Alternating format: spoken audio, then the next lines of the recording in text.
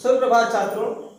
पिछले वीडियो में आप लोगों ने देखा था इस चैप्टर में रासा की ओर, जिसके लेखक हैं राहुल संकित्यायन जी, और ये यात्रा वृतांत है। किस विधा की रचना है? यात्रा वृतांत है। और इसमें आप लोगों ने देखा था जो तिब्बत जाने का मार्ग था वो उस समय खुला नहीं था, कालिम्पोंग का रास्ता खुला नहीं था, तो लोग चोरी छिपे जाया करते थे। दूसरी चीज, वहाँ का समाज कैसा था, तिब्बती समाज कैसा था, रहन सहन कैसा था, और किस तरह से लंकोर का रास्ता लेखक भटकता है, और सुमित को किस तरह से साथ लेकर के चलने में उनको सुविधा होती है, क्योंकि सुमित के बहुत सारे लोग वहाँ परिचित यजमान हुआ करते थे। और लास्ट में आप लोगों ने देखा था कि जो लेखक हैं, लेखक महोदय, वो वहां के बौद्ध भिक्षु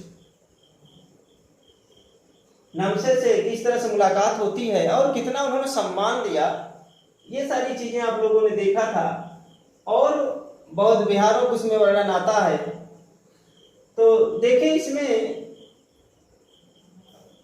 प्रश्न है कुछ, उन प्रश्नों को मैं इधर लिखा हूं। देखिए, पहला प्रश्न है, लहासा की ओर पाठ के आधार पर लिखिए कि उस समय के समाज और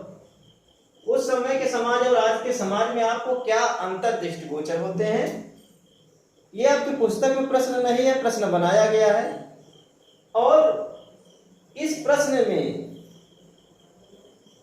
हमारी ये सोच है कि आप लोग जो है अपने शब्दों में लिखें, अपने विचार लिखें तो बेहतर होगा।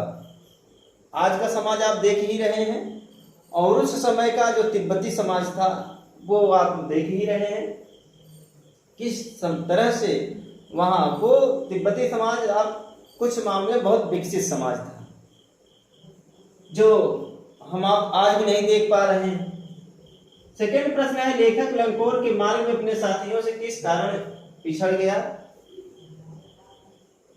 इसमें आप लोगों ने जो सबसे बड़ा रीजन था वो आपको पता होना चाहिए, बताया भी गया था पिछले वीडियोज में कि लेखक का जो घोड़ा था वो थक गया था, और दूसरा बड़ा कारण बना जो तिराहा था वहां लेखक भटक गया था, किस तरफ जाना है वो समझ नहीं पाया। चौथा प्रश्न है, तीसरा प्रश्न है, अपनी यात्रा के दौरान लेखक को किन कठिनाइयों का सामना करना पड़ा।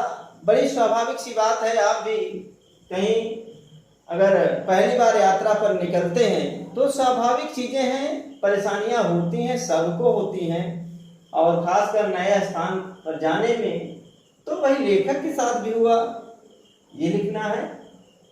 चौथा प्रश्न है आपका, प्रस्तुत यात्रा वृतांत के आधार पर बताइए कि उस समय का तिब्बती समाज कैसा था।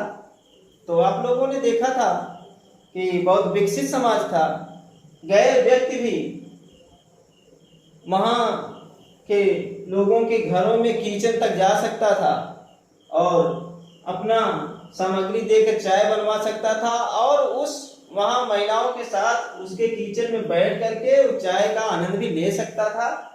और ये चीजें हम आप आज भी नहीं कर सकते। और दूसरी चीज, वहां जो समाज था वहां कानून का भय नहीं था।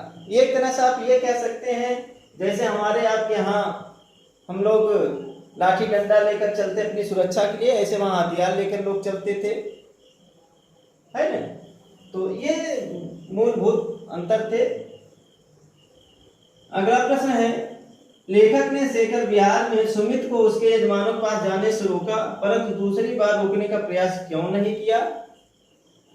ठीक, तो इसमें आप देखते हैं कि सुमित जो है उसके वहां बहुत सारे यजमान हुआ करते थे, उसके बहुत सारे लोग परिचित थे, और लेखक को जानने वाला कोई नहीं था।